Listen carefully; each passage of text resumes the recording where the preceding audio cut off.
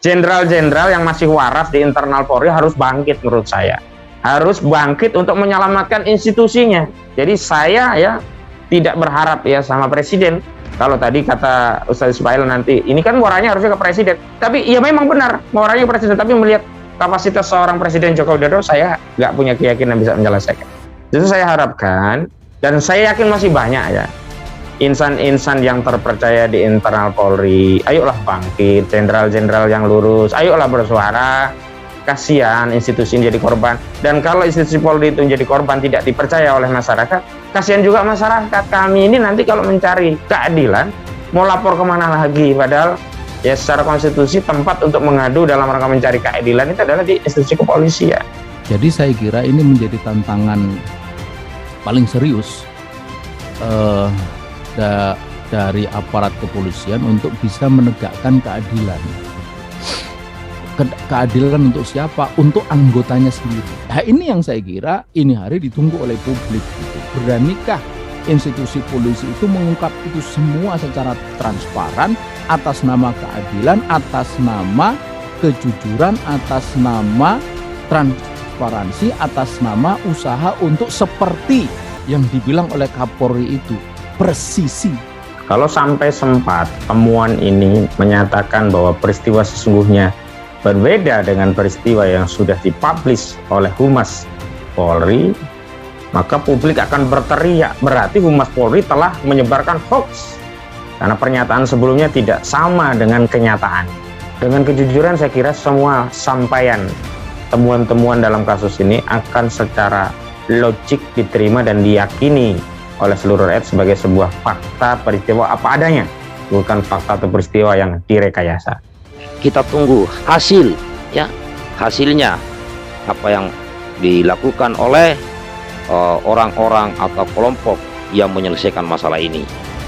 Mari kita bijak kawan dalam memahami masalah ini ya, yang jelas hukum akan selalu tegak. Ngeri, kasus Brigadir J diurus Kapolri, Jenderal Andika Perkasa hingga Jenderal Dudung. Ruhut Sitompul mengaku sajalah kalian semua, Presiden sudah tahu. Politikus PDI Perjuangan Ruhut Sitompul ikut mengomentari jalannya kasus kematian Brigadir J yang sampai sekarang masih belum menemui titik terang. Diketahui, Nopriansyah Yosua Huta Barat alias Brigadir J adalah korban tewas di kasus tembak-penembak polisi yang terjadi di rumah dinas Kadif Propam nonaktif Irjen Verdi Sambo di Duren 3 Jakarta Selatan pada Jumat 8 Juli 2022 lalu. Ruhut Sitompul sangat yakin bahwa tabir kasus Brigadir J ini akan terkuak, apalagi politikus PDIP menyebut bahwa Kapolri Jenderal Listio Sigit Prabowo, Panglima TNI Jenderal Andika Perkasa, hingga Kepala Staf TNI Angkatan Darat Jenderal Dudung Abdurrahman ikut turun tangan di kasus ini.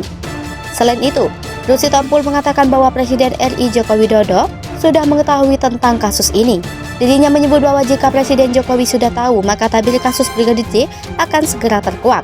Autopsi ulang jenazah Brigadir Nopriansyah Yosua Huta Barat alias Brigadir J Rabu 27 Juli besok mulai dipersiapkan Polda Jambi. Diprediksi pembongkaran makam Brigadir J akan ramai dihadiri masyarakat yang ingin menontonnya langsung. Banyaknya penonton diyakini akan mengganggu proses autopsi. Kapolda pun sudah menugaskan Kepala Biro Operasi Polda Jambi, Kombes Ferry Handoko Sodarso mengamankan proses autopsi, utamanya membatasi warga penonton. Kapolda Irjen Rahmat, saya koordinasi dengan Pak Karo Ops, mengaku rute yang akan dilewati juga tempat untuk media sudah kita siapkan, sehingga nanti media juga tidak saling menghalangi di antara mereka. Prosesnya begini, pagi kuburan Yosua di Desa Sukamakmur, Kecamatan Sungai Bahar, Kabupaten Muara Jambi, digali, jenazah diangkat, dimasukkan ambulans, diangkut menuju RSUD Sungai Bahar Jambi. Di sanalah jenazah akan diotopsi oleh tim ahli gabungan dari berbagai unsur, termasuk dari tim Polri dan RS Cipto Mangunkusumo Jakarta. Sementara itu, kabar dari kuasa hukum keluarga Yosua selalu ada yang baru, update terus. Terbaru soal autopsi pertama jenazah Yosua oleh Polri, diungkap kuasa hukum keluarga Martin Lukas begini. Ada 3 lembar surat dokumen kematian Yosua, 1 hasil tes antigen, 2 pengawatan jenazah, 3 permintaan visum et repertum, 1 surat berkap Polres Jakarta Selatan, 2 lainnya berkap Rumah Sakit Bayangkara Polri. Pihak keluarga Yosua menemukan kejanggalan di bagian data surat permintaan visum et repertum di surat yang ditandatangani oleh perwakilan Kapolres Jakarta Selatan. Pekerjaan Yosua disebut sebagai pelajar atau mahasiswa, bukan polisi. Usai Yosua ditulis 21, seharusnya 28, penyebab kematian kosong. Soal kejanggalan sudah dikatakan Menko Polhukam Mahfud MD sejak awal tak kurang. Presiden Jokowi juga meminta kasus ini diusut transparan. Dikatakan Presiden Jokowi sampai 3 kali ke publik. Itu sebabnya jenazah Brigadir J akan diotopsi ulang, tapi bagaimana kira-kira kondisi jenazah? Yang saat diotopsi Rabu 27 Juli besok sudah 19 hari dari saat kematian. Otopsi ulang Brigadir J akan dilakukan pada Rabu 27 Juli 2022. Adapun rencana lokasi otopsi ulang jenazah dilangsungkan di RSUD Sungai Bahar Muara Jambi. Diketahui Brigadir J tewas akibat peristiwa baku tembak pada 8 Juli 2022 lalu di rumah dinas pimpinannya Irjen Verdi Sambo. Jenazahnya kemudian dipulangkan ke kampung halamannya di Jambi dan dimakamkan pada Senin 11 Juli 2022. Sehingga 27 Juli 2022 merupakan hari ke-16 jenazah di dalam tanah. Terkait dengan hal tersebut akan ada kendala yang mungkin dihadapi oleh tim forensik yang ditunjuk oleh Perhimpunan Dokter Forensik Indonesia. Hal itu disampaikan Dr. Ida Bagus Putu Alit DMF SPF, salah satu anggota tim, kepada Tribun Bali. Dokter yang juga akrab disapa dokter atlet ini menerangkan bukti-bukti medis pada jenazah mudah untuk berubah, terutama jenazah-jenazah yang sudah pernah dikubur. Bukti-bukti tersebut kemungkinan besar akan berubah dan bahkan bisa menghilang. Dokter forensik RSUP Profesor IGNG Nguirah ini menambahkan perlu kompetensi lebih untuk menangani kasus seperti itu. Dokter forensik akan melakukan analisa terhadap perubahan-perubahan di tubuh jenazah. Pemeriksaan ini diperkirakan akan memakan waktu yang cukup lama untuk memberikan hasilnya.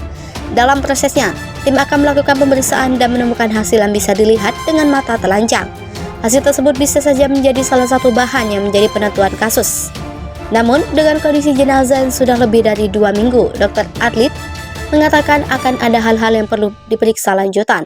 Salah satunya adalah penyebab luka, waktu luka dibuat, penyebab kematian, dan waktu kematian. Walaupun demikian, Dr. Alit mewakili tim forensik berkomitmen untuk melakukan tugas dengan upaya yang maksimal. Dr. Alit berharap supaya tim forensik dapat membantu memberikan kebenaran dan keadilan atas kasus ini. Melalui ini juga dapat membentuk supremasi hukum dan merealisasikan cita-cita untuk memberikan layanan prima kepada pasien dan korban. Proses otopsi ulang jenazah Brigadir J akan dilakukan selama 1 hari, yaitu pada Rabu 27 Juli 2022. Rencananya akan dilakukan di RSUD Sungai Bahar, Jambi, mulai pukul 10.00 WIB. Adakah batas waktu? Batas waktu pelaksanaan otopsi ulang atau ekshumasi pada jenazah sangat tergantung pada kasus dan penyebab kematiannya. Dokter spesialis forensik dan medikal legal Rumah Sakit Universitas Indonesia Mada Ayu Waryaningsih mengatakan ada perbedaan pada kematian akibat keracunan dengan trauma. Pada kasus keracunan secara umum atau kasus keracunan logam berat, bisa saja racun-racun yang tadinya ada di tubuh meresap ke tanah. Karena lanjut dia, tulang seperti yang kita tahu merupakan bagian tubuh yang paling terakhir mengalami pembusukan. Tetapi, jika tulang-tulang yang dialami oleh mayat tersebut hanya sebatas pada jaringan, bisa saja tidak menemukan apapun dalam autopsi ulang.